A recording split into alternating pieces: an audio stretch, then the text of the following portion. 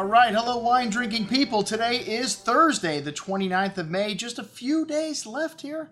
And, man, we've got one killer tasting coming up to finish up the month. Our Quintarelli event, which has become a yearly tasting here. There's not much that I like better than Amarone. But, hey, Paul Hobbs wines are pretty damn good. And this is a producer that we introduced here to South Florida, this market. I'll never forget when Jim Turner, the founder of the Wine Watch, called me on the phone at Cafe Max. I was the wine guy there at that time. He said, Andrew, we got to find this guy, Paul Hobbs. His wines are getting some killer reviews from Connoisseur's Guide to California Wine. And they used to rate wine little smoke puffs. I think they get points like everybody else does today. 3 puffs was a really good wine. And he got a lot of 3 puffers back in the day. And he started his own label in 1991 while Paul was working at Robert Mondavi Winery when Nicholas Catena found him. And that was in the 80s. And he was on the head of the research panel there. He worked for the Opus One on the Opus One team. And Nicholas Catena said, "Paul, man, why don't you come down to Argentina and we'll show you. We need some help down here."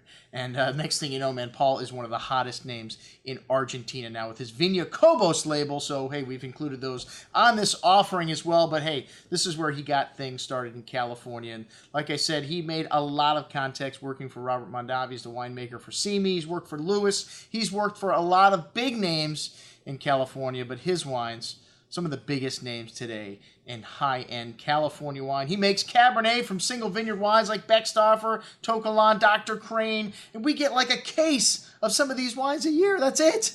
And that's why we're sending this email out, because our allocation just came in of the 2011 Dr. Crane, the 2011 Napa. Definitely a step up from his Napas in other vintages, especially for such a challenging vintage. And that is when a winemaker like Paul Hobbs really excels. And, you know, we have these 2012 vintage Pinot Noirs, the Hyde Vineyard, and then the Richard Dinner Vineyard Chardonnay that have just arrived. This is an outstanding vintage in Northern California. I cannot wait to taste the 2012s. But like I said, we only get a few cases of these wines now. His wines have become so damn popular, so highly rated that man, they don't last very long. Hey, he's introduced a new line called the Crossbarn, which, hey, these wines contain some of the single vineyard wines, but there's a lot of other purchased fruit going into this label. But you get a taste of what Paul Hobbs' style is all about at a very affordable price. And we love the new enclosure, Paul. The screw cap, that works for us. We don't got to pull the car over to open them up. He's got Chardonnay, he's got Pinot Noir, he's got a Rosé of Pinot Noir this year, and he's got Cabernet in the Crossbarn label.